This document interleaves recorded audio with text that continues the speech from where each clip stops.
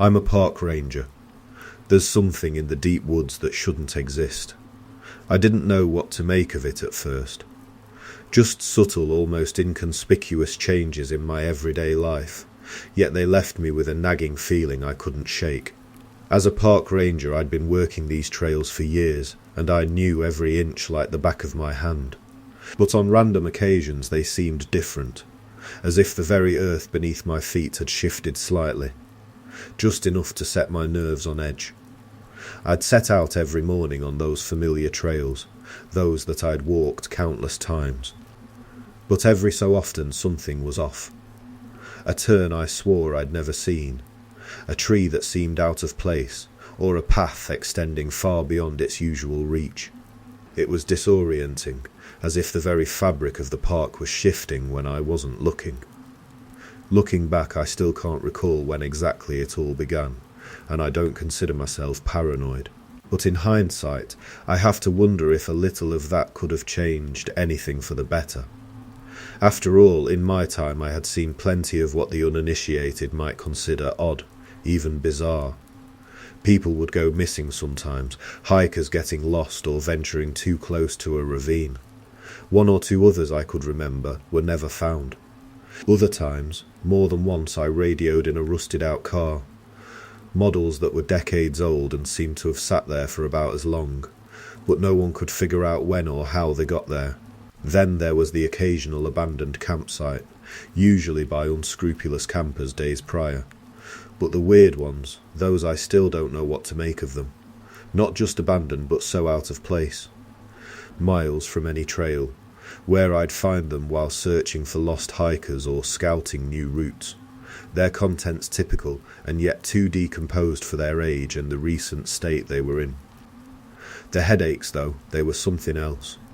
They always started behind the eyes, a dull throbbing that gradually grew, spreading like a dark cloud over my thoughts. I'd sit in my truck, parked under a canopy of ancient trees, clutching my temples, hoping the pain would recede, but it never did, not entirely. Even at the time I knew it wasn't just work stress. I tried to self-medicate, even broke down and went to the doctor. But whether it came in a bottle of liquor or a pill, medicine didn't help. The episodes were no less frequent or more predictable, and as hard as I tried to keep it together day to day, people began to notice. "Hey Jim, you don't look so good. You all right?" My friend and fellow ranger Eric asked, a look of concern growing as he scanned me up and down. "Yeah, fine," I sighed. "Just a headache, you sure?" "You don't have to come with me today," he said. "I'm not even sure what I'm looking for up there anyway, but they were last seen in the area a few days ago when they ran into those kayakers we interviewed, so I'm just going to make a pass and see if there's anything to it. But right now we can't even locate the car they came with." Mary, over at the lodge, told me they'd checked out already. Could be they just left without telling anyone their plans. "Nah," I groaned, rising to my feet. The lady who called it in someone's mother, she sounded pretty distraught. She swore they were supposed to be back home by yesterday morning at the latest. "I'll be fine." "Suit yourself," Eric replied. "There's some aspirin in the truck if you need it. I want to be back before dark. No sense wandering around out there when we can't see anything without the mag lights." I nodded, willing myself to the door with whatever coffee I had left in my system. The drive up the mountain wasn't long, but I wasn't in a state to handle the meandering little road that slithered up its side in a way that would make you forget it was even paved. By the time I climbed out and looked around, I had a fair bit of nausea to add to the throbbing pain in my head. "All right," Eric announced, spreading a well-worn map of the park over the hood of the truck as if it were a canvas. He began tracing his finger back and forth through foot trails that crawled out like spider veins from the main road where we'd stopped. The kayakers said they ran into our missing hikers somewhere along the trail here. Far as they could tell, they weren't in any distress, and they were headed this way. If they were coming in this direction, shouldn't their car have been somewhere nearby? I interjected. All these trails near the river converge in a few places between here and there. "Could be," said Eric, "unless they made it to the car and went somewhere else." I'm going to head northeast toward the river and then follow it to the bridge along the main road. I want you to check the area around these trails here in the other direction. If you can't make it to Eagle Point within the next few hours, turn back so we can make sure to meet back at the truck before dark. Keep your radio on and let me know if you see anything unusual." "Sure," I responded. "Shouldn't we bring in search and rescue? I can't justify it without at least doing a thorough sweep ourselves." "First," Eric lamented, "right now we can't even say for certain they're still in the park. And if we can find anything to narrow down the search area further, they're gonna want that information." I nodded, grabbing my pack from the back of the truck and slinging it over my shoulder as I turned toward the path that led down into the woods. "I'll keep you posted." "Anything else I should know?" I asked. "Sounds good you know as much as I do," Eric replied. "Thanks for your help, Jim.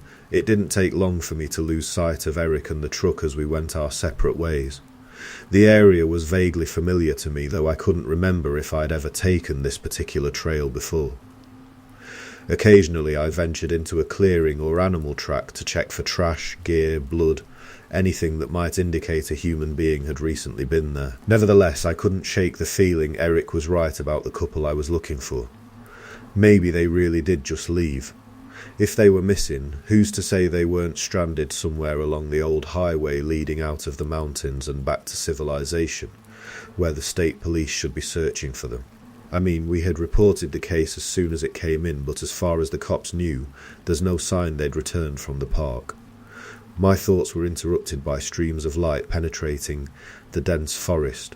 I could hear the river in the distance, and wondered how Eric was getting along. I should have been getting close to Eagle Point by now, at least according to the GPS. But something was off. The trees themselves began to take on a spectral quality. Their leaves shimmered with an eerie, unnatural light, like a translucent veil concealing a hidden world. I stumbled upon an ancient, gnarled trunk, its bark festooned with grotesque shapes that seemed to pulse and writhe. The vegetation around it was unlike anything I'd ever seen before. I can best describe it as both dead and alive, a grotesque mockery of nature. It was then I realised I couldn't hear anything. No birds. No insects. Not even the wind. The silence was so heavy it felt suffocating. My head was pounding ruthlessly, and I regretted not bringing the painkillers from the truck. As I took a swig of water and steadied myself against the monstrosity, I looked behind me toward the trail, and stopped in my tracks. The uncanny ethereal landscape seemed to stretch for miles in all directions. Even in the state I was, I knew I couldn't have gone that far from the trail. I checked the GPS again, and sure enough, it indicated I was more or less where I expected to be. Still, I couldn't recognise any of the ground I had just traversed. Apart from turning around and walking back the way I was sure I'd come, I couldn't tell which way the trail could be. I sighed in pain and bewilderment, reaching for my radio. I gritted my teeth and pressed the button on the side, not just because my head was killing me by now, but because I could hardly believe I'd made such a rookie mistake. "Eric, it's Jim." "Come in." "Static, Eric, it's Jim. I'm somewhere close to Eagle Point off trail, and I think I need help. Do you copy?" Static. A flash of anger and helplessness took hold of me, as I thought of Eric reminding me to keep my radio on. There was no way we had time to get out of range, at least not on foot, even if I wasn't where I thought I was. I called again, and got nothing. Though it didn't seem to be getting dark yet, I knew I needed to start now if I wanted to get back before then. Relying on the GPS, I retraced my steps, but the closer it indicated I was getting to the trail, the less I recognised my surroundings. The ground felt strange beneath my feet as I walked, like it was absorbing the sounds of my footsteps. The unsettling dread of this place was unlike anything I'd ever felt before.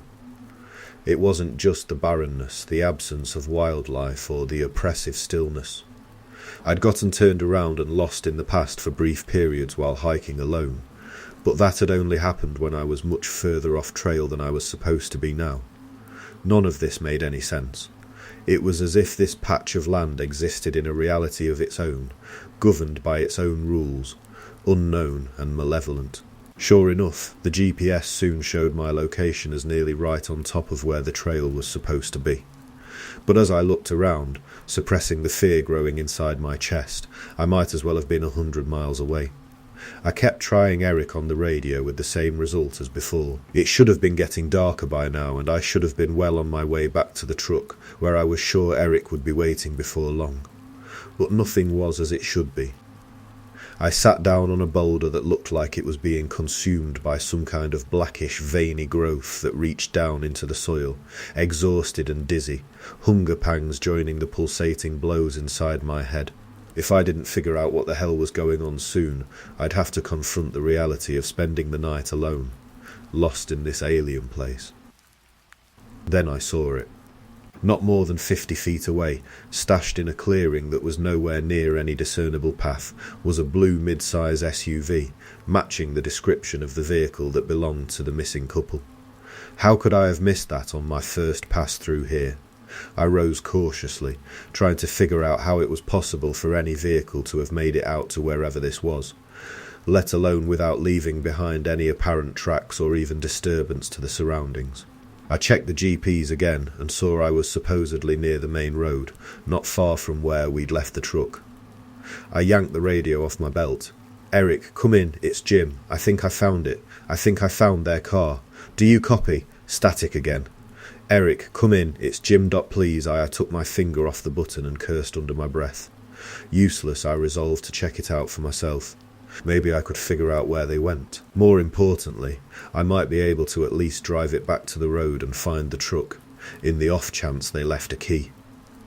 But the closer I got, the more confused I felt. The missing hikers were last seen just days ago, and they hadn't arrived at the park more than a few days before that.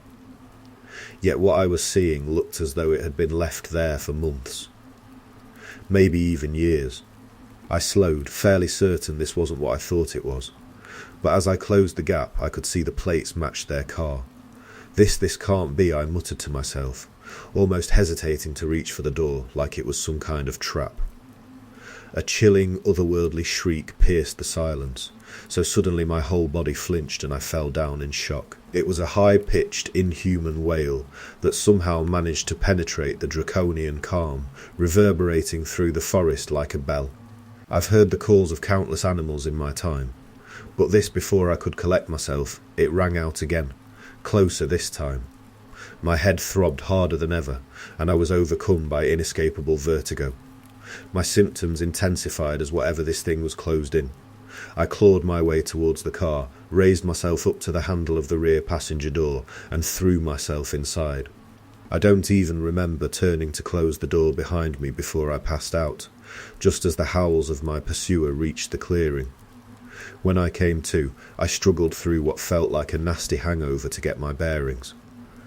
Bleary-eyed and disoriented, I scanned the thick layer of dust that covered the interior, choking on a few hours' worth of stale air. I finally tried to sit up, when I noticed it. I sat straight, leaning closer. 2 sets of what looked like human eyes sat neatly on the dash, viscera still attached, like they'd been pulled out and placed there.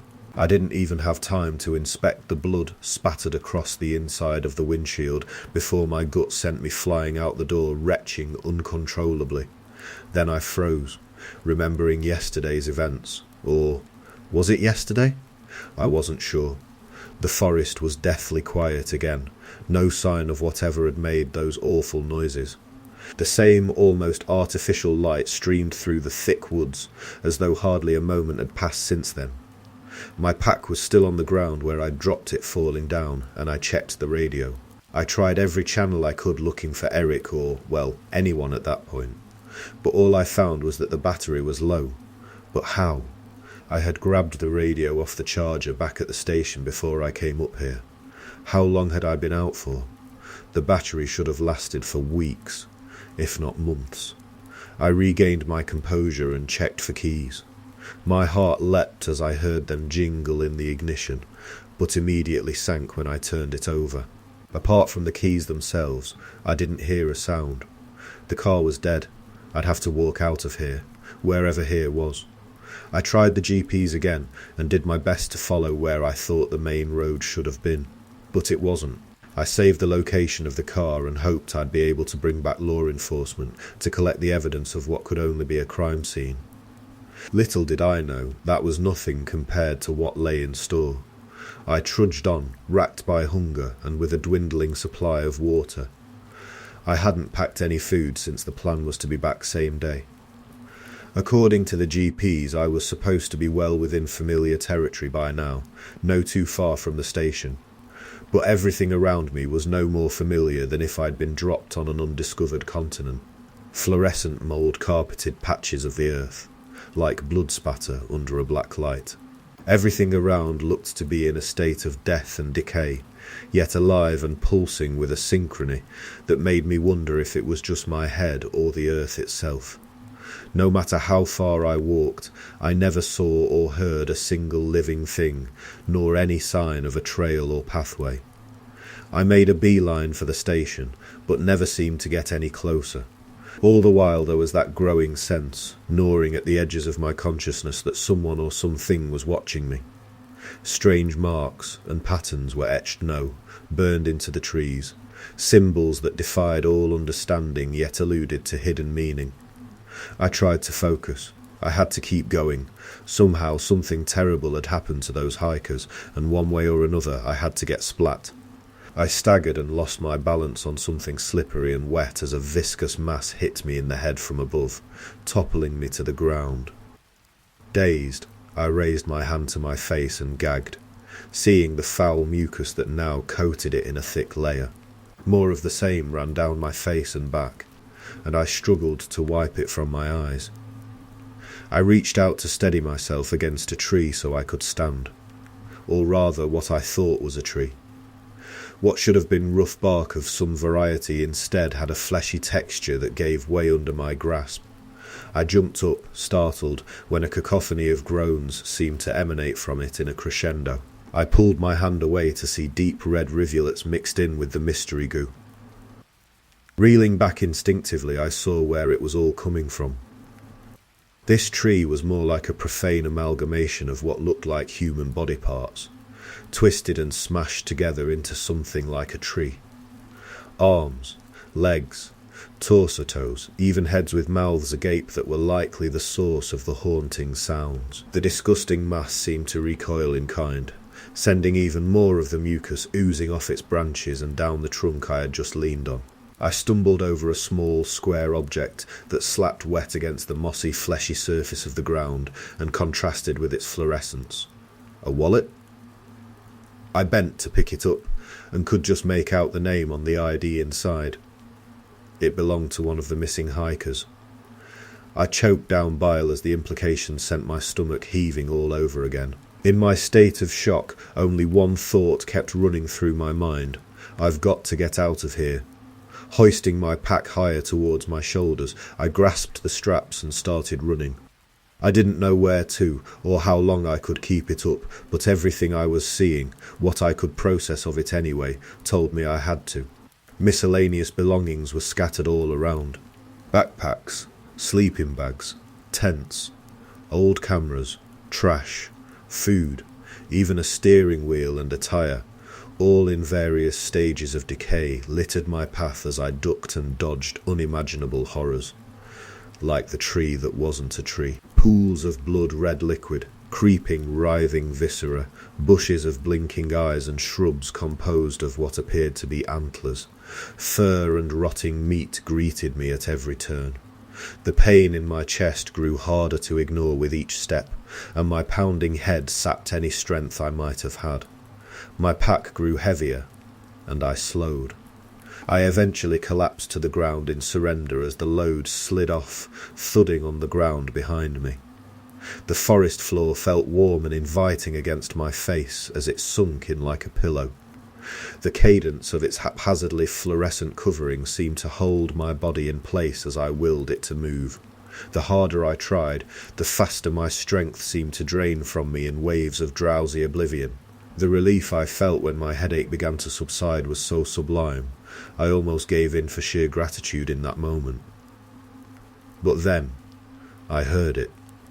That same horrible, shrill roar jolted me to my senses, familiarity triggering my adrenaline. A second, closer this time, sent me sprawling to my hands and knees. I clawed desperately at the ground, too skittish to take my chances with my surroundings again. By the time the third rang out and picked up its cadence, I made it to my feet, running as fast as I could. I didn't stop to think about my pack, or the fact I was fleeing my only source of supplies. I didn't think about my burning legs or even the throbbing ache that returned to my head as I sucked in ragged breaths. I just ran for my life. I fled that god-awful noise with everything I had left in me, and yet it seemed to grow closer and closer, just like the first time I heard it. There was nowhere to turn, no path or car or anything I dare try to hide in. Fear forced me forward, hopping over and around monstrosities that barely registered at this point. Just when the howls reached their deafening zenith, and the eyes I could swear were boring into the back of my skull told me it's over, I turned to look at my pursuer. Maybe it was a reflex I could no longer stifle. Perhaps I instinctively turned to fight when I thought I was going to die. Crash! Before I had a chance to find out, I found myself tumbling head over heels as blinding light spun into green grass, over and over in my field of view. I landed flat on my back, knocking the wind out of myself as I stared up at the most beautiful blue sky I'd ever seen. I lay there, stunned, afraid to move, afraid to think. The eerie, grim silence was replaced by birds singing from the tree line. The wind gently swept through the green grass at the bottom of the hill where I'd ended up somehow, where insects chirped and hummed. I rolled to my side, searching frantically for whatever had been chasing me.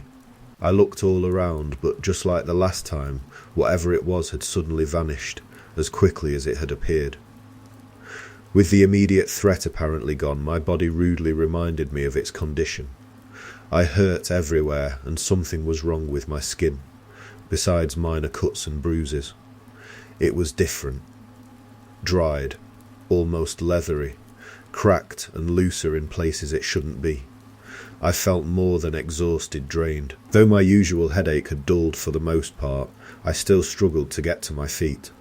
When I'd steadied myself enough to notice the ranger station in the distance, I couldn't have jumped for joy if I'd wanted to. All I could do was start walking, slowly, painfully, but determined to get to safety at last. I looked behind me where I'd crash-landed from, but it might as well have been the moon. From where I stood, there was no sign of anything like what I'd just gone through, for what seemed like at least a day or so. Were it not for the intensity of my hunger and thirst, or the dried goop still stuck to my tattered uniform, I could have doubted it myself. All I knew for certain was that I could see the ranger station up ahead. But hope turned to rage when I saw Eric's truck parked out front. He had left me there. What else could it mean? To think he didn't even bother to stay and look for me. That had to be the reason I didn't find the truck or any sign of him when I came back. But why hadn't he answered me on the radio? Was this some kind of sick joke? I threw open the door to see Eric, sat at his desk, mouth ajar and colour draining from his face. What the oh my God, Jim, is that you? How in the where? Eric stammered, visibly shaking as he stood from his chair. He met me across the floor, tentatively, like he wasn't too sure whether I was a ghost. I wound up to punch him square in the mouth, but only succeeded in knocking myself off balance as my useless body crashed again in a heap. He awkwardly clutched my arms to arrest my collapse, hosting me into the chair behind me. All right, hey, easy now, Jim. It's me, it's Eric, I know damn well who it is. I shot back. You left me. Jim, I just take it easy. You've been through a lot, clearly. Are you well? Hurt? Eric asked reassuringly. Am I hurt? I chuckled with indignant mockery. Am I hurt? Well, let's see. First there was the fact you never once answered me on the radio after you reminded me to keep it on for exactly that purpose, or even came looking for me while I wandered around with no food and barely any water for hours. Maybe even a couple days, I dunno. No, you just hopped in the truck and ditched me there because there were so many more important things to do sitting around here, I raged, gesticulating as wildly as my frail frame would allow. Jim, buddy here, Eric interrupted himself, handing me a bottle of water. My pride couldn't hide the desperation, my hands shaking uncontrollably, raising the bottle to my lips. I gulped greedy mouthfuls as he continued, trying to hide the look of pity and disgust on his face. I can call an ambulance, but they'll take a couple hours to get up here. Let me at least drive you to the visitors' centre before they close. That way you can get checked out at the clinic and wait there. No, I spat between gasps, I don't need your help anymore. I quit, and I'm suing you and this whole damn place. You left me there to die. Now Jim, just calm down. Please, really, Eric pleaded, handing me some jerky and trail mix from the cabinet. When you didn't come back before dark, I called it in and set off searching for you myself. For hours. We had people up there scouring the woods. All the other rangers, Jack, Holly, Barb, everyone search and rescue, even some volunteers. We scoured the woods for days and even nights. Honestly, do you really think I would just abandon you like that? Yeah, right, I retorted, though food and water had settled my anger considerably. There's no way in hell you did all that before I walked back here on my own. Lying just makes it worse. Jim, Eric protested. I'm not saying I don't believe you, but are you sure you're remembering right? I scoffed. Don't try to turn this around on me, you crazy bastard. It's too late. I survived. I'm back. Jim, Eric said again, you've been missing for 3 weeks. A little over, actually. That's impossible. I shouted and tried to raise myself from the chair, some strength finally returning. But Eric cut me off. My friend, Eric said, how long have we known each other? How many years? Do you really think I would do all this to you? For what? Come on now. You're probably delirious after what you've been through. I muttered under my breath, readying another salvo, but he continued, sighing. Look, if you don't want to go to the hospital right now, we can talk it out. But you need to rest at least. Eat and drink some. I'm sure you know that as well as I do. I don't need a damn wet nurse. I said, you have no idea what's out there, what I've seen. People are in danger. I found the car. Eric. Oh God. Their car, their eyes. We have to do something. Jim, please, Eric interjected. Tell you what, I'll make you a deal. It'll be dark soon. I'll put a fire on. You can help yourself to some more food and water. And tell me all about it. Then you'll let me drive you to the visitor centre. From there you can decide if you're oak to drive home, or to a doctor. I resented being treated like some kid who got sick at school, but I reluctantly agreed, convinced by my aching exhaustion. As he set about lighting the stove, I spilled everything. Getting lost, calling him on the radio, finding the car, being chased by that howling monstrous creature. I left out most of what I could remember about trees made from missing campers, or shrubs from unfortunate wildlife. I skipped over the inescapable feeling that, whatever that place was, it was something unnatural. Profane, Eric doubted my mental and physical health as it was, and I was in no mood to take a trip to the hospital on a ranger's salary. I focused on the timeline, certain there was no way I could have been gone, let alone survived out there for 3 weeks. I showed Eric the spot saved on the GPs where I'd found the car, and he agreed to go take a look at it the next day, but he sounded more non-committal than what I anticipated, having told him about the body parts on the dash. I finally stood to stretch my legs, and thought about heading over to the couch for the night instead of going back out into the frosty autumn evening, when I caught a glimpse of my reflection in the window. I rubbed my face, wondering if the sagging greyed visage before me was some injury or a cruel trick of the light. "Hey, where you going?" Eric asked, surprised to see me hurrying to the washroom. "Wait a minute, Jim," he called after me as I reached the mirror. An involuntary cry of terror and disbelief escaped me. My face, my body, all of me looked so much older. Middle-aged as I was used to seeing a few new greys or the occasional wrinkle appear overnight. But this was different. I looked like I'd spent a decade or more out there since I'd last seen myself. Patches of fine grey wisps tumbled down to my shoulders, and a scraggly beard of the same hue covered my face. My eyes sagged and the skin around my chin and neck hung loosely from my skull. I just stood there, rubbing, tugging and scratching at this stranger in the mirror, muttering incoherently. "I'm sorry, Jim. I'm so sorry," Eric said, standing in the doorway. "This wasn't supposed to happen. I didn't know. I swear to you I didn't know." I stared silently at the face in the mirror. Eric's voice sounded distant and incoherent, too dissociated from whatever reality I was trapped in at that moment to be understood. I think," I mumbled, interrupting the monologue, "I think I should go to the hospital." Yeah," Eric stuttered with relief. "Yeah, Jim, that's a great idea.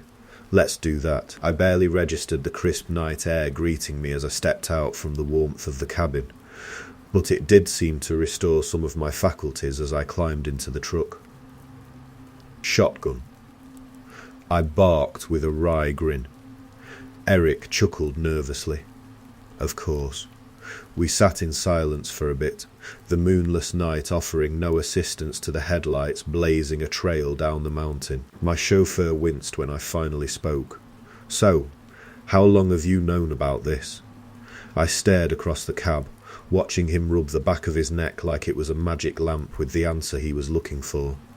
"No more bees. Just tell me what you know." "Well, it's like I was saying," he began. "I had always heard stories, but this was back then, you know. I was just starting out, before I ever thought about running things around here. The guy who was at the time, I forget his name, he was the one telling them, swore he saw things out in the woods, things that shouldn't be there.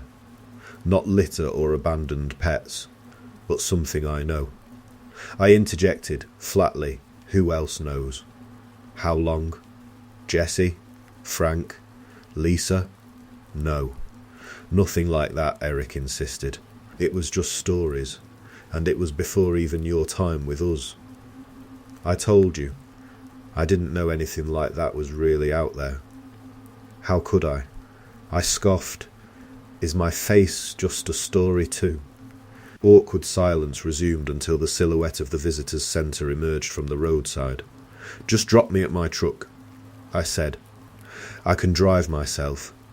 "Jim, come on," Eric said. I said I'm sorry. It's not about that. I interrupted, "I just need to clear my head." After some resistance, he relented, pulling into the parking lot. "I'll let the others know you're in the hospital tomorrow when we regroup from the other stations." He called after me as I stepped out. I turned to face him. "Yep, I don't think I'm going to make it in, boss," I jabbed, closing the door. "Are you going to tell them what happened?" Eric glanced down, hesitating. Yeah, you rest up and let me know how you're getting along.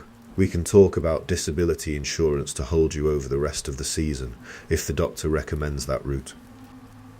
"I don't think there's any reason to rush things. People have to know." I responded. "They've got to close the park, Eric. At least for a while. You know that. Convince whoever you have to. Whatever's out there is beyond dangerous. I'll handle it. You have my word," he assured me. "Good night, Jim." With that, he turned and headed back in the direction of the park. Alone with my thoughts again, I wondered how my boss could manage to be so nonchalant about what happened. Even if he still didn't believe a word I said, there was no denying my impossibly deteriorated physical state. And what about my co-workers? The more I thought about it, the less it made sense. By the time I made it to the hospital, I thought about continuing the rest of the way home. Whether I'd really been missing for days or weeks, I hadn't slept since passing out in the car that belonged to the missing hikers. I reasoned I shouldn't be driving alone, at night, sleep-deprived and possibly injured or sick. In the end, I decided Eric wouldn't let me come back to work if I didn't get checked out, and I very well could need medical attention. At first, I was pleasantly surprised to see the deserted parking lot as I pulled in. Hopefully it meant whoever was on call wouldn't take too long to have a look at me. Even now I still kick myself for not being at least a little suspicious, especially after everything I'd been through. As I walked through the automatic doors, the sound of my footsteps echoed through an empty room, breaking the eerie silence. It was late, sure, but this was the only hospital for miles. How could I be the only visitor? The hallway stretched before me, lit only by the dim glow of flickering overhead lights. The linoleum floor was scuffed and worn, and the walls were lined with dull beige paint. The automatic doors slid shut behind me with a soft thud, trapping me in the eerie stillness. The place had a sterile and slightly antiseptic smell, but underneath it there was a musty and stale odour that lingered. The scent of old books and neglect filled the air, adding to the unsettling atmosphere. It was dimly lit, with only a few flickering lights illuminating the path ahead. A flash of movement at the end of the hallway caught my attention, and I made my way towards it. As I got closer, I saw a figure hunched over a desk, scribbling something furiously. "Excuse me?" I called out, my voice echoing in the empty space. The figure looked up, startled, and I saw that it was a woman, her hair in a messy bun and her glasses sliding down her nose. "I'm sorry, I didn't mean to startle you," I said, making my way over to her. "I was just wondering if there's anyone here who can check me out. I think I might be sick or, injured." The woman looked me up and down, taking in my ragged appearance. "Take this and have a seat," she said finally, the gravel in her voice betraying what I assumed to be a prolific smoking habit. "Someone will be with you shortly." She handed me a clipboard and a pen that looked as worn out as the yellowed intake forms. "Thanks," I responded, sighing. I knew I should have just gone home. I turned to survey a room of empty chairs, their stale fabric accented by an aged turquoise hue. "Do you know about how long it'll be?" I asked. "Where the hell is everyone?" She didn't even look up. "Sir, you need to take a seat and fill that out like everyone else. Someone will be with you shortly." "Got it," I responded, rolling my eyes and motioning towards the empty waiting area, just like everyone else. I took the clipboard and pen and made my way to the chairs. As I sat down, I glanced over the form. It didn't take long for the lines to blur together as the throbbing behind my eyes returned with a vengeance. I swore under my breath. "Man, my eye, I really don't feel well. Is there anyone?" No response. I set the paperwork down in defeat, the distant scratching sound of the woman's furious scribbles continuing unabated. As I waited, I felt my eyelids getting heavier. The exhaustion was finally catching up to me. I tried to fight it, but my body had other plans, and soon enough I drifted off. I don't know how much time passed before I felt wads of paper periodically thudding against my face, like an improvised alarm clock. "Rise and shine," another voice said. I opened my eyes to see my intake forms scattered around me on the floor in crumpled bits. I sat up, groggily rubbing my eyes and trying to make sense of what was happening. The woman from the front desk was nowhere in sight, and instead I was met with the sight of a tall, lanky man standing before me in a hospital gown. He had a mop of greasy salt and pepper hair to match his beard, and I couldn't tell if it was curly or just matted, his eyes hidden behind a pair of sunglasses. "Who are you?" I asked, feeling a sense of unease wash over me. The man chuckled, his voice laced with amusement. "Relax, buddy. I'm just here to check up on you. You look like you needed some help." I narrowed my eyes, feeling my pulse quicken. This didn't feel right, and I didn't know what to do. "Listen, I appreciate the concern," I said, slowly getting to my feet, "but unless you're staff, I think I'll just head home." Wherever that receptionist went, she was apparently full of it. The man's expression changed, fear rising in his voice. "You mean you've seen her?" "Yeah," I said. "She checked me in, or at least she was going to, until wait, the stranger interrupted, getting a little too close. "You mean to tell me you've seen an older woman sitting there scrawling on a notepad?" he asked, pointing at the desk. "Yes," I answered, exasperated. "I don't know how old she is. I came in tonight, or was it last night by now? Anyway, she was the only one here for some reason, so I asked her to see a doctor. She told me she spoke to you?" My pursuer interjected again as I headed for the doors. "Yep, I replied, picking up my pace. I assume that's, her job. She asked me to fill out those forms you so kindly trashed. Ah, he stopped. You must be something special, he said, giggling in a way that convinced me I was making the right decision. You've seen it, haven't you? He called after me. I stopped. You've been there before, I should say. The hell did you say? I asked. Turning, he answered, scurrying over. I don't know much, I retorted. But I do know you're creeping me out. Look, I can't deal with this right now. I just need to go home and get some rest. Rest? He snickered. You won't be resting any time soon, my friend. Not when you've seen what you've seen. As he moved close again, too close I could smell the stench of alcohol and decay on his breath. The situation was getting out of hand, and I needed to get out of there fast. I tried to push past him, but he grabbed me by the shoulders, his grip tightening. You need to tell me everything, he demanded, his voice growing more and more frantic. What did you see? Did you see it? How did you get away? My mind raced with far more questions than answers. I had no idea what he was talking about, and I didn't want to stick around to find out. I mustered all of my strength and shoved him away, stumbling back towards the glass doors. I don't know, I yelled, and I don't want to know. I just want to leave. He let out a guttural laugh, his eyes glinting with madness. You can't leave, he said, his voice low and ominous. No one can leave. Haven't you realised that yet? I backed away from him, my heart racing. What are you talking about? I asked, my voice trembling. You work for the park too, don't you? He asked, gleefully. I knew it. I tried to tell them to warn everyone. Look, pal, I said, regaining my composure.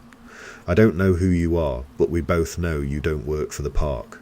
Now, if you'll excuse me, I turned again and headed for the doors. I could see it was still dark out as I neared the exit, and I braced myself for the evening chill. As irritated as I was at having wasted so much time sitting there, I was by now relieved to be going home finally. But as I stepped across the threshold, automatic doors whirring aside, I found myself face to face with the stranger again. The waiting room and reception spread before me at the end of the hall where an empty parking lot should have been. I whirled around and saw another long hallway, another waiting room and reception desk dimly illuminated at the end. Told you nobody leaves, he said, grinning ear to ear. You son of a bitch. I seethed, lunging closer and grabbing a hold of my tormentor by the scruff of his filthy garb. He burst out cackling, the stench knocking me back. I'm not your enemy, pal. Accepting that is your only shot at getting out of here. I let go of his gown, jabbing my finger in his face. I don't know who you are, or what you are, I said, fuming, but you've got 5 seconds to start making sense before I put you through the plate glass and make myself a door. I'm not in control of anything here, he retorted, any more than you were in those woods. But I'm willing to bet since you made it out too, you and I might have something in common. Who are you?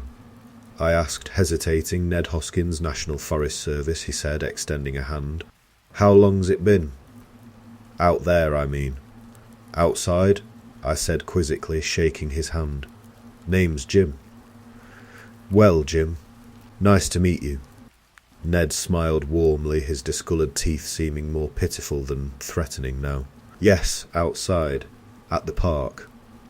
I gotta say, you are the second luckiest unlucky bastard I have ever met, here or anywhere. If we can get you out of here and back there, you might just take top spot from me. I don't know what the hell any of that is supposed to mean, I scoffed. But yeah, the park is open. It's peak season right now. Ned shook his head. You know how it is here. I can't tell you the last time I've seen the sun. I get hungry and thirsty. I move around to find sustenance where I can. I sleep, I wake up, over and over. But if it weren't for that, I can hardly tell time passes at all. Yeah, I said reluctantly. You were saying you can get me out of here, right? If I could get out of here, I would have by now, Jim. That much I can tell you for certain. The despair in his eyes seemed genuine, but it wasn't the answer I needed. All right, guess I'll have to make myself a door, I declared, moving in to hoist him up one last time. You think I haven't already tried that? Ned replied, shoving me aside. You think I haven't thrown myself and anything else I can lift through those floor-to-ceiling windows over there before? To escape? To end it all? Or just to see what happens? Go right ahead and do it. You can't do any worse than this. He yanked open the hole in the side of his tattered hospital gown and showed me a jagged scar extending from under his arm on down, nearly to his torso. However tough you think you are, you can't launch me at any wall here that I haven't tried harder myself. I frowned, scanning the room, searching for any other exit. Nothing, as far as I could tell. The corridors leading out only led to more of the same. I opened my mouth to speak, but before I could utter a word, Ned continued. I had just transferred in from another park, not too long before the headaches started. I didn't think anything of it at first, let alone whether they had any connection to the strange disappearances. Not too many more than typical, I would say, but enough to make you wonder. As new management, I just wanted to give a good impression to the team and not make too many waves. But eventually, he trailed off. It all feels so long ago now. The first time it found me out there, I didn't even realise what was happening until I made it out. I kept thinking I was just imagining it, or that maybe I was losing my mind, but I could always feel this pull, calling me back. I'm not sure I follow, I ventured. This, Ned cried, gesticulating. I stared at him for a moment, resigning myself. I sauntered back to the nearest chair and crashed down in a heap, heaving a sigh. I'm trying to keep it together here, I said finally, lifting my head from my hands. What do you know about all this? You said you work for the park. I've worked there for years, never seen you before in my life. Eric's never mentioned you either. And he's what, did you just say? Ned practically leapt to my side with startling agility for a man in his condition. Eric, he stuttered. Not Eric Malthus? Yeah, that's him, I replied casually. Worked with him for years. Decent boss. Nice guy except for lately when he ditched me in the woods looking for some hikers. That's how I got stuck in that other place. Oh, Ned staggered back. Oh no. What? I demanded, glancing around nervously. Ned laughed, settling into the seat across from me. You're screwed, my friend. You mentioned that, I shot back, annoyed, and I'm not your friend. Suit yourself, he replied, smiling. But your other friend, Eric you don't really know what he is, do you? Course I do, I shrugged. I just told you. And if you really worked for the park, he'd have at least mentioned you to me. He's been running the place for as long as I've been there. I watched the colour drain from Ned's face in response. That son of a bitch, he muttered, shaking. I take it you two didn't get along then. I snarked. Ned heaved a long sigh. I've been stuck here too long. That little bastard really went and turned the whole park into what? I asked. All of a sudden, Ned jumped to his feet, his agility once again giving me a more manic vibe than I was comfortable with. Shift change, he said in a low, terrified voice. Huh? I groaned in resignation. Let's get out of here. Now, he replied frantically. Before I could even stand, he sprinted down the hall. It took every ounce of strength I had left to catch up with him. Hold up, I gasped as we zoomed past opening doors and the occasional window into adjacent rooms, spiking my adrenaline as I reached Ned's side. I arrived at an explanation of sorts, though only in the sense that scenes of writhing human bodies told me I needed to follow his advice. In contrast to the eerie silence of the hallway, a cacophony of screams seemed to fade in and out like an old TV signal, as glimpses of incomprehensible amalgamations of the human form confirmed their source. A seemingly endless row of rooms, large and small, scrolled past us like a live medical horror show. The doors were heavy and metal, their surfaces stained with rust and bloody handprints. Through the small windows I caught glimpses of stainless steel tables, sharp surgical tools, and twisted forms of human bodies. The air was thick with the stench of death, blood, and decay. My nostrils burned as I tried to catch my breath between gasps, and the smell only grew stronger. There, Ned hissed, gesturing towards a stairwell exit. I followed him as he crashed through the door and down flights of stairs. At each one he tugged on the door without success. Finally we settled on a landing, huffing and puffing. "What the hell?" I heaved. "Not yet," he answered, reaching out again for the door. This time it gave way, and we slipped inside, rushing to close it behind us. My guide's head was on a swivel, wild-eyed, but by all indications the scene before us wasn't unlike what I found when I arrived. The both of us heaved a sigh of relief as we caught our breath. "So," I said finally, "any chance you're going to make sense of any of this?" "You've made it this far," Ned answered. "Walk with me. I think I have something that will interest you." Part of me wondered if I should make a break for it, but the rest of me couldn't come up with a destination.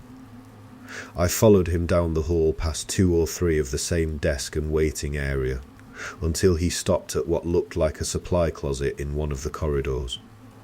Opening it, he disappeared inside, leaving me standing in the hall and wondering whether any of this was worth it. I heard some shuffling and a scraping sound in the dark before a match lit up the area. "Come on," Ned beckoned towards an opening in the back wall. "This is the place to be when this place starts acting up. Trust me, wandering around out there is the last thing you want to do." By this point I could barely stand. My head was spinning and a dull pain had begun to spread behind my eyes.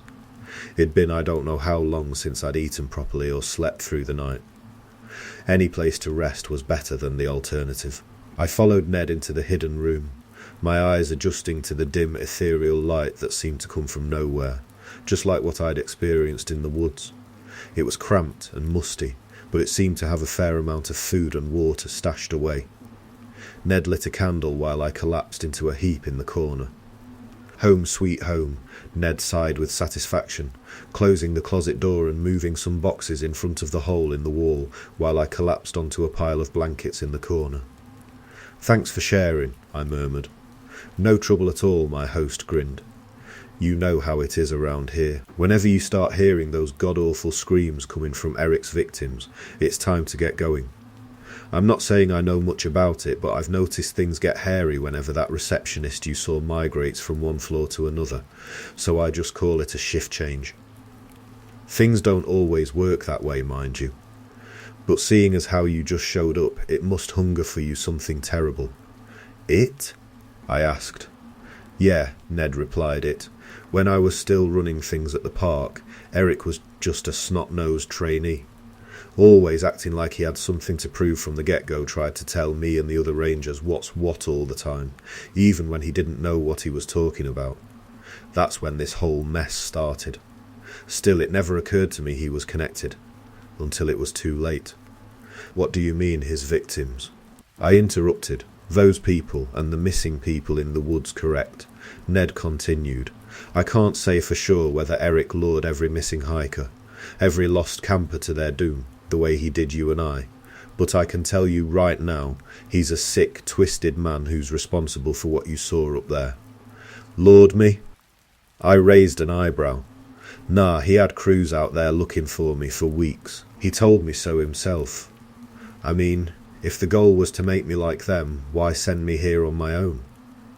"I don't know you," he interjected, "and I don't know your story, but based on my experience with your friend, let me ask you which version makes more sense. That your boss, the guy who's been managing things for as long as you've been there, had no idea a cancerous malevolence spawned by an ancient evil existed right under his nose, found out only after you went missing and survived, dismissed your concerns, and just so happened to send you right back into it, here at this hospital. All by accident? Or could it be your friend isn't who he says he is, that he's an evil megalomaniac who lured a bunch of us out into the woods like sacrificial animals to trade for his own purposes?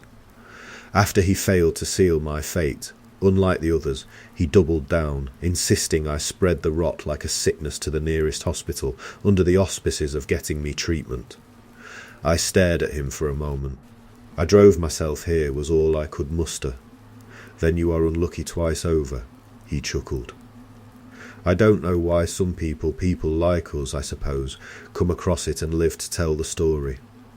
Maybe it's dumb luck, ironically, But now that I've met you, I'm more certain than ever it can't be. I'm telling you this because if there's any chance you make it out of here, you're the only one who can stop him stop all this," Ned implored, motioning towards the door. For a while I didn't say anything at all, partly due to exhaustion, partly because I was even more unsure of Ned's mental stability. After all, who knows how long he'd been trapped in this place? It'd be more than enough to make anyone lose it. Still, though, I couldn't help myself. If there was any way for me to get out, I had to know more. "What does the park have to do with this hospital?" I asked. "What does anything Eric is doing in the park have to do with you getting stuck here?" "Well, like I said, I think I might have something that interests you," he replied, pulling a tattered notebook out of a box. It was worn and frayed with years of use, the cover wrinkled and faded. As he held it out to me, the pages shifted and threatened to fall out. The musty smell of old paper and mildew made me wonder if I could stand to be interested in it to begin with. "All guesswork, of course," he shrugged, "but I've had nothing to do but think about how I got here and how to get out. If there's a way, I've tried it. But it might give you some of the answers you're looking for. The place wasn't like this when I got here, and I can't recall now when things began to change. I checked myself in, same as you did, spent a couple days being evaluated after everything it does to you." He pointed at his face and I shuddered, remembering the first time I'd seen myself in the mirror since finding my way back. Then at some point time started to blur together, and before I knew it I couldn't leave. Things have only gotten worse ever since. "My God," I responded, "so this decay, it spreads from place to place?" I asked, hardly believing the words coming out of my mouth. "That's the best way I can describe it, yeah," he nodded. "Even if you manage to escape, you should be careful where you spend your time. I think once you've been touched, so to speak, it stays with you. I've only seen the entity at the centre of all this once, when Eric insisted we all head out there into the woods together looking for missing people. Difficult to describe the body of a man, the head of a dog, or maybe a goat. I remember hooves, sharp teeth, fur something like a twisted avatar of nature itself. I couldn't get a good look at it before I passed out from those splitting headaches you get. By the time I came to, the creature was gone, and Eric had found me. Even after he drove me here to the hospital and for a good while longer, I still thought he'd saved my life. You showing up now just confirms my suspicions. He must be feeding it. This monster of yours, I ventured, it eats people? And the people I found in the woods, the people upstairs, what about them?" "That's not what I mean," Ned paused, I mean to say. "The madness of the void rots more than the mind and body the world around us too. What if this thing camped out there in the woods is spreading it, somehow feeding off of it? That doesn't make any sense," I sighed. "But I'm sorry you've been stuck here for so long."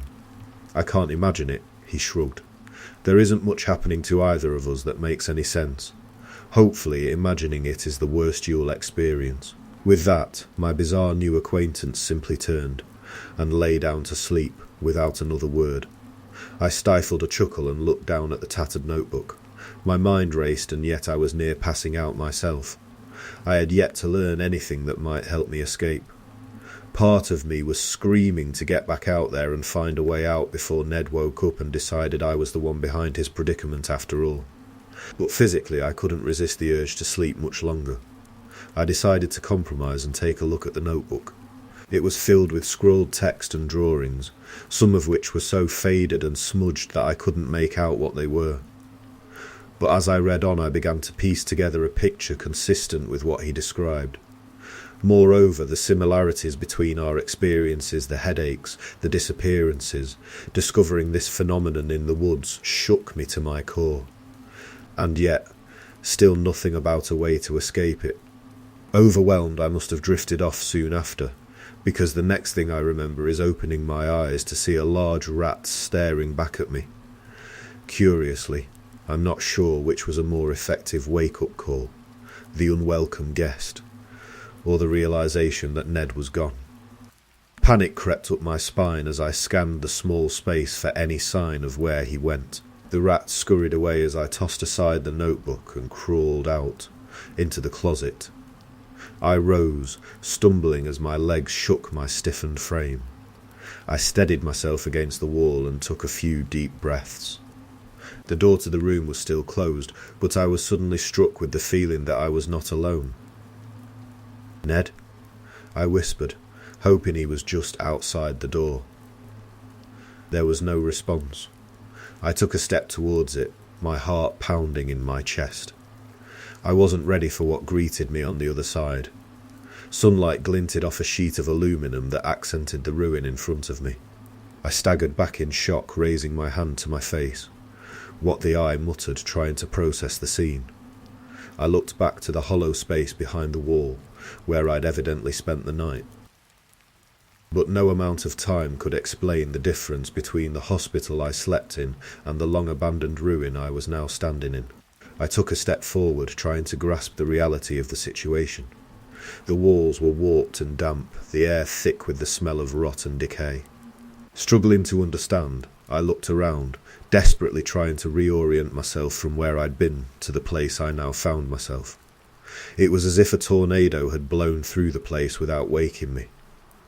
I continued onward reluctantly, realising I was somehow on the ground floor. Nearing the rusted frame where the doors had been in disbelief, I hesitated, turning back for a moment, unsure what I'd find on the other side, but sure enough I found myself reaching to shield my eyes from the sun that had peeked in through holes in the collapsing upper floors.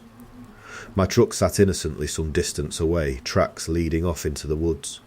I turned back again, increasingly disoriented. What I was certain had been the same hospital I casually strolled into not long ago was now an unrecognisable ruin. Years of plant growth and decay devoured a structure that still stretched suspiciously high. I was almost as shocked I had escaped poor Ned's eternal prison as I was this place hadn't collapsed on me, unsure how long I'd been there. I wondered if I dare be grateful that at least there were no humanoid terrors beyond comprehension, or strange shrieking monsters to worry about here. Still, I couldn't help but feel overwhelmed by it all, clinging just as desperately to the notion that I could still figure all this out and get my life back so long as I keep moving.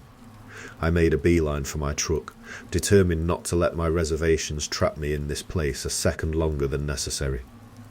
Still, I couldn't help but pause when I saw the sign it had obscured. Just beyond, defiant against the natural world determined to reclaim it, was a name I could just make out: Ravenwood Hospital. A glimmer of hope told me this proved I was not where I thought I was, because until that moment I could have convinced anyone I was at Mountain View, some 15 miles from the park. The relief I felt when the engine roared to life was cut short when I realised I was, nevertheless, in the middle of nowhere.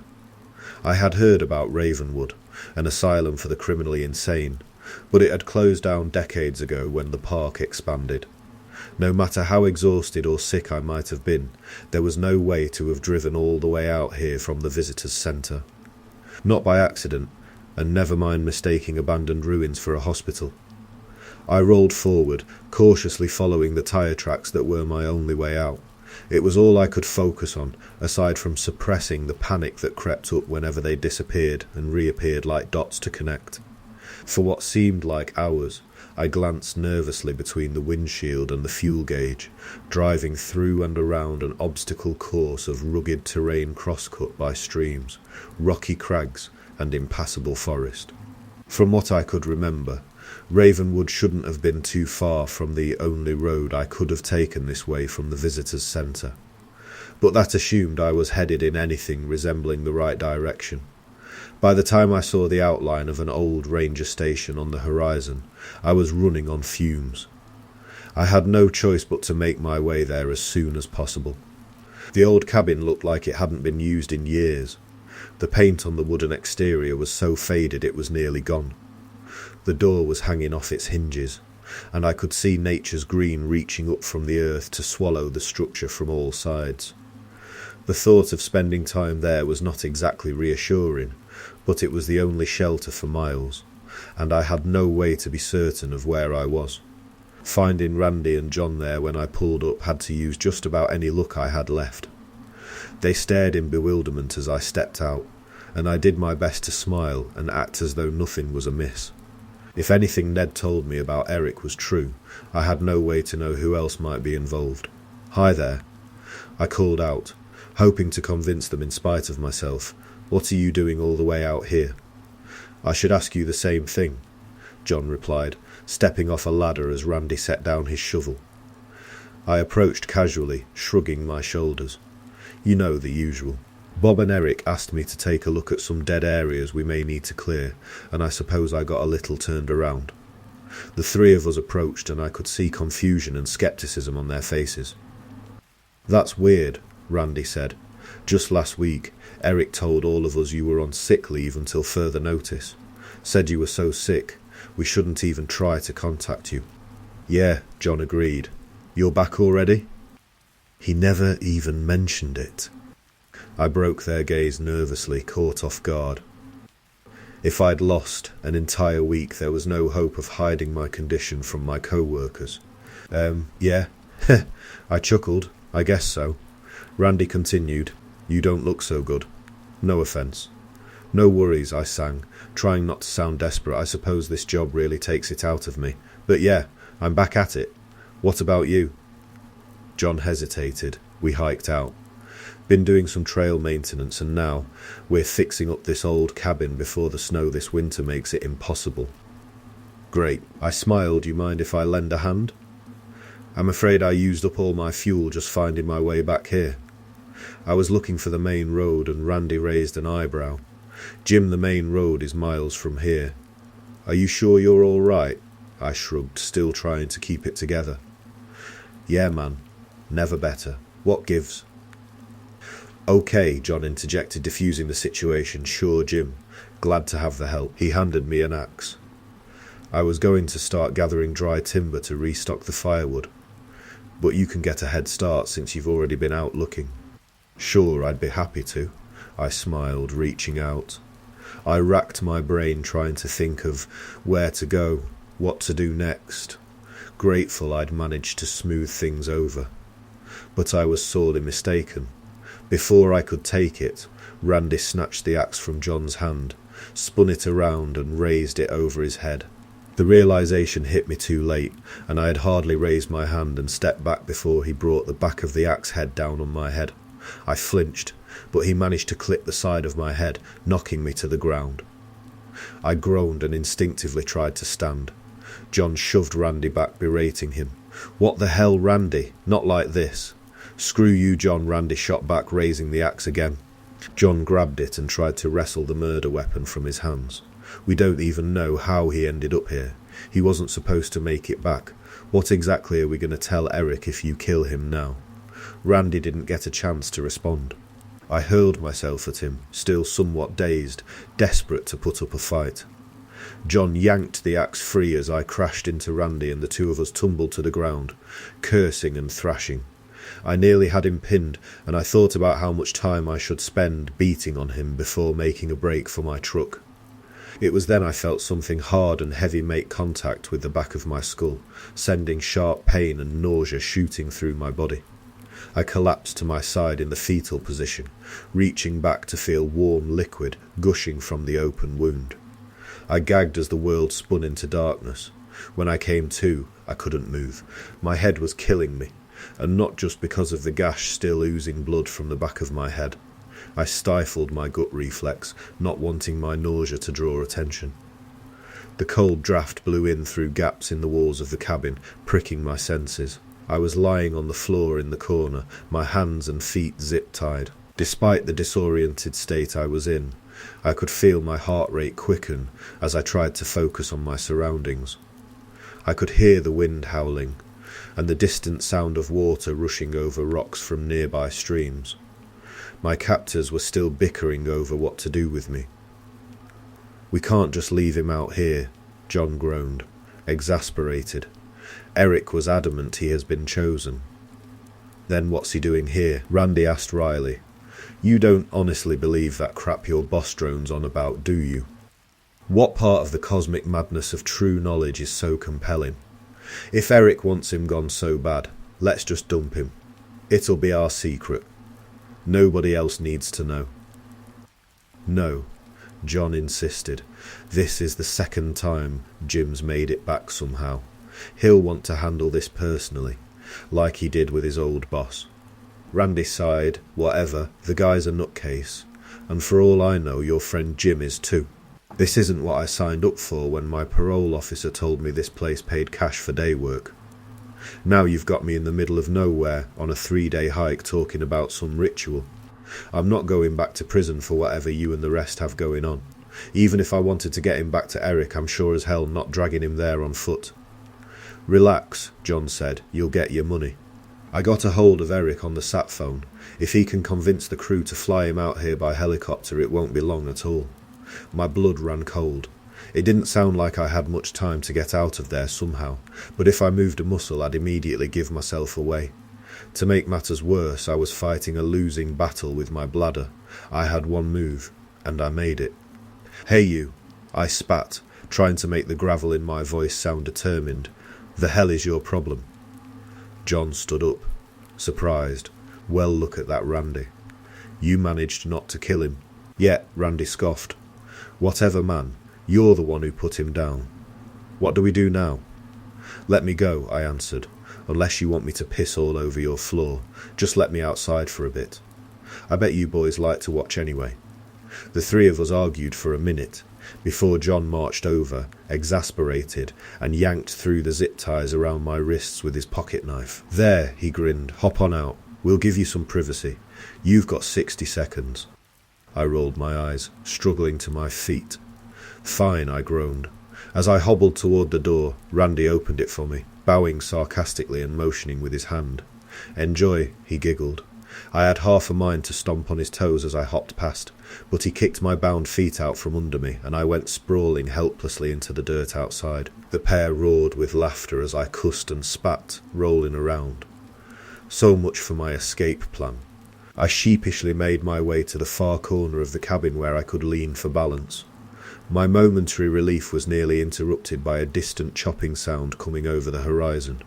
Time was not on my side. Bracing hard against the walls, I leapt into the air and threw my legs against a sharp edge along the corner, aiming for the gap where my plastic restraints bound them together. One by one the zip ties snapped, but not before I gave myself a few bruises. Still, before long I was free. What's all that racket, Jim? I said 60 seconds, John called after me, stepping outside. It was now or never. Quickly gathering my strength, I ran around the side of the cabin at full tilt, determined to make it to my truck. I could hear John and Randy shouting as they ran after me, their voices diverging as one of them no doubt tried to beat me there from the other side. I rounded the corner to the back where I'd parked. My head was still pounding, and all the commotion had got my blood pumping. I could feel wet, warm ooze making its way down my neck and back, but I couldn't let it slow me down. I could just make out the wide-eyed rage on John's face as he rounded the corner opposite me, and we both made a beeline for my truck. I was close enough to be confident I would reach it before my pursuer, and a spark of hope picked up my speed. But my hopes were dashed by the blur of grass and dirt. I tripped and went sprawling out on the ground. Hard, I tried to jump up, but a sharp pain shot up my leg from my ankle and sent me right back down. By then, John caught up with me, huffing and puffing. I still struggled to stand, right up until his boot came crashing into my teeth. I lurched backward involuntarily, the taste of metallic nausea mixing with the sharp pain flooding my shocked senses. Landing flat on my back, I could do little more than raise my hands to shield myself as he loomed over me. "You slippery son of a bitch," John shook his head, still panting. "No more bathroom breaks for you." His words were nearly drowned out by the roar of the helicopter approaching the cabin from the other side. I couldn't see anything from where I was lying on the ground, but I knew Eric had arrived. "You're lucky I can't be sure you'd survive another blow to the head." John seethed menacingly. I cried out and tried to turn and crawl away as he landed a few solid blows, stomping down on my twisted ankle. "Stay down, and this will all go much easier," he said, kicking me in the ribs. I gasped, my breath cut short with each thud. This is it, I thought. I lay there helpless, anticipating the final blow. But it never came. Randy. John bellowed, "Tell Eric I've got his buddy here around back." As pathetic as it sounds, I almost felt relieved to see my old friend appear after some time from the other side of the cabin, the whirring blades of the helicopter rising and fading as quickly as they'd come. He broke into a trot, calling out, "Jim? What did you guys do to him, John? Jim, are you all right?" I lay there on the ground, silent as he approached. "Nothing that didn't need doing," John replied, "unless you'd rather he ruin your plans for a third time. You fool." Eric raged. The sacrifice must remain unblemished if it is to be accepted. "Wasn't much of anything unblemished about him when he got here," John insisted. "I don't know how, but you sure are lucky Randy and I were here when he did. Do you forget what it is we're trying to accomplish here? How's your daughter's chemotherapy going, John? Didn't you say she's getting worse? That you'd do anything?" Eric stared daggers as I watched all the fight leave John's eyes. "If you're going to kill him here, you might as well start planning 2 funerals, Eric continued. "Now help me get him on a sled. I brought Sarah and Ron. I'll haul Jim out there myself, and this time you're all coming with me. If you're lucky, I'll let you do the honours when the time comes." "Now?" John protested. "It's nearly dark, and it looks like you brought the snow with you. Wherever you're going, you won't get there through these woods." Eric chuckled. "Where we're going? It is as the prophet said, night will be no more. They will need no light of lamp or sun, for the Lord God will be their light, and they will reign forever and ever." "Right," John hesitated. "I'll go get Randy." Eric offered some food and water, crudely stitching the gash on my head, while the others gathered for what looked to be a considerable undertaking. Whatever happened next, I was too injured to move much on my own. Never mind escape. The snow was coming down in earnest by the time I was wrapped and tied to a sled, like a dying member of some expedition into the wilderness. John wasn't the only one having second thoughts. Randy refused to go. "I don't know what your problem is with Jim, and I don't want to know," he said flatly. "I don't care if I have to walk out of here myself. I'm not going with you, and I'm not going back to prison for whatever this is." He stood, defiant, arms crossed. "Suit yourself," our deranged leader replied. "You can pick up your check from the office." Randy rolled his eyes, turning to head back to the cabin from where we'd gathered. The wind began to pick up, moaning through the trees and filling the air with just enough fresh powder to give his exit a dramatic flair. Not a moment later, Eric turned, reached in his pack and pulled out a pistol. Before anyone could say a word, he fired. 3 shots exploded through Randy's back, and he dropped like a rock into the red snow. The others stood in shock, as motionless as I was, while Eric calmly stowed the murder weapon. "Any other questions or concerns?" He called out to the wind.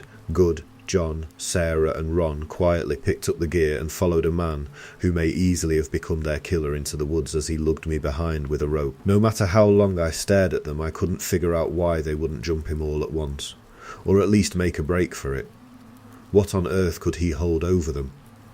Surely they didn't hate me enough to risk their lives butchering me in some psychotic charade. Before long, Eric's voice interrupted my thoughts.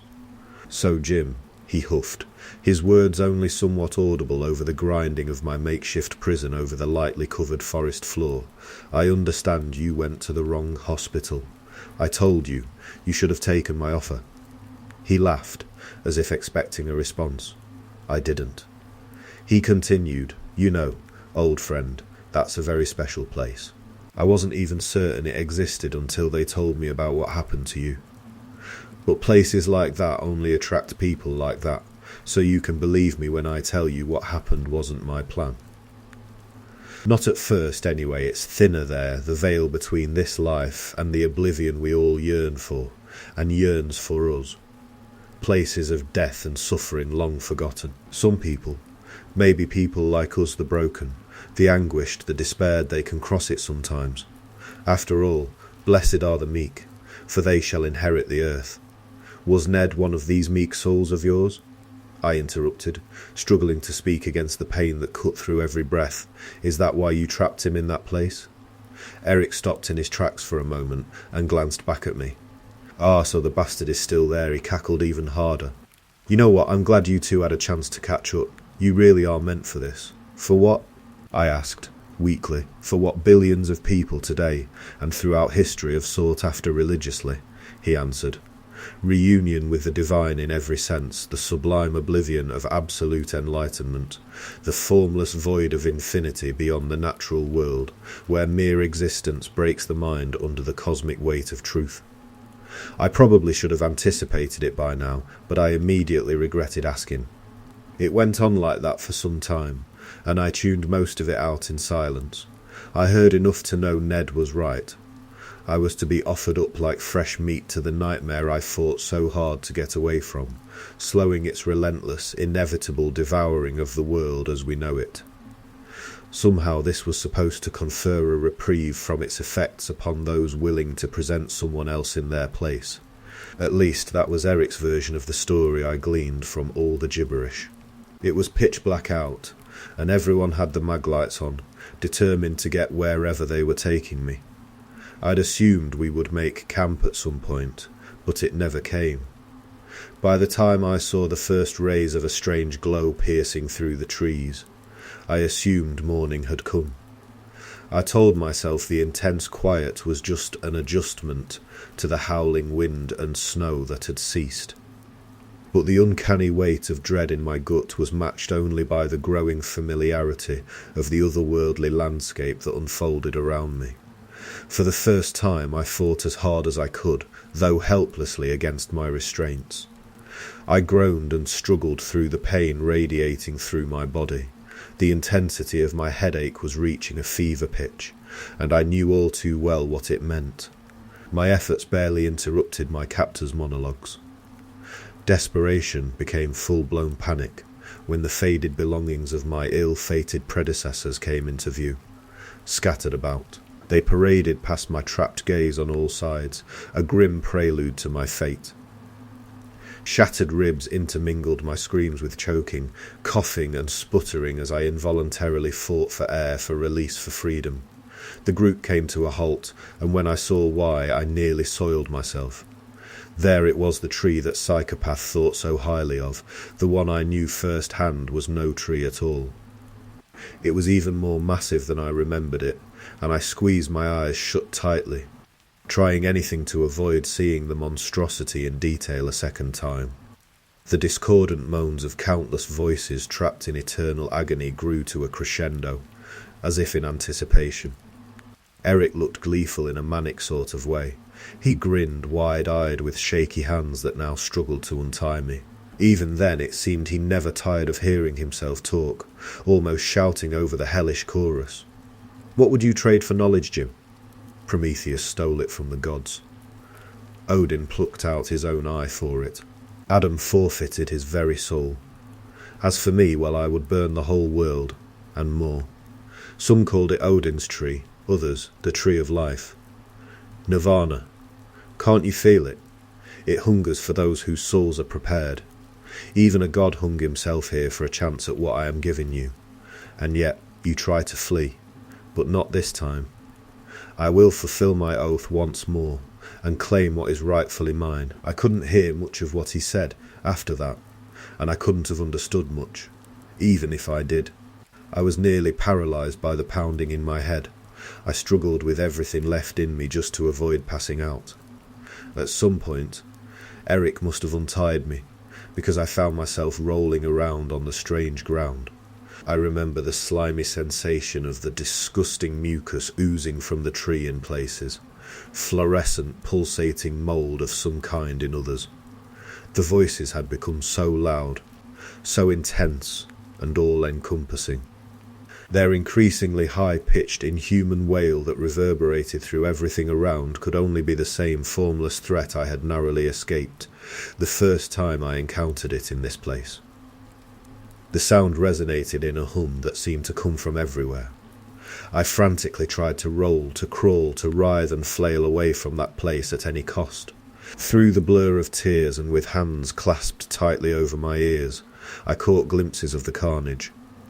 One moment I saw John smiling, no, giggling uncontrollably as he pranced around naked and covered in blood. He sashayed to and fro, dancing with his own intestines he'd wrapped around himself like a string of blood-red pearls. The next, Ron and Sarah came into view, each half butchered and frolicking to a beat of their own. Their faces appeared ecstatic to see the pack of beasts emerging from the woods around us, even after it set upon them and began tearing all three to shreds. Humanoid yet canine in shape, their thick black fur was soon spattered with generous helpings of blood and viscera dripping from razor-sharp teeth that gleamed in the dim light amidst the chaos. Eric stood alone just out of reach, the same wild-eyed, psychotic grin on his face, as if the mass murder unfolding around us was the most wonderful surprise anyone could receive. My hands fell from my ears as I lay on the ground. I could feel the last vestiges of strength, and were leaving my body as the familiar hum of a pulsating alien world washed away the steady drumbeat of agony in my skull. In that moment I almost surrendered to the dreamy abyss, trying to close my eyes forever.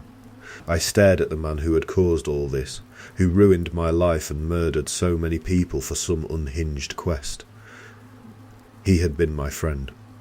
I trusted him, perhaps even more than the victims whose remains now littered the ground.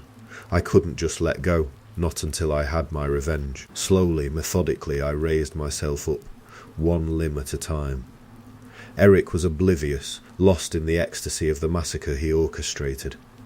With each movement, I willed myself through the searing pain. Finally, I turned to face him, preparing my body for one last act. Mustering every ounce of rage and despair I had, I let out a defiant cry, lunging at him just when he was half turned to face me. The two of us crashed into the broad, slime-covered, fleshy base of the tree. It was my would-be killer's turn to scream and struggle, but his body was immobilized, like vermin in a glue trap. Despite sinking in further myself, I clasped my hands around his throat and squeezed as hard as I could. This was it.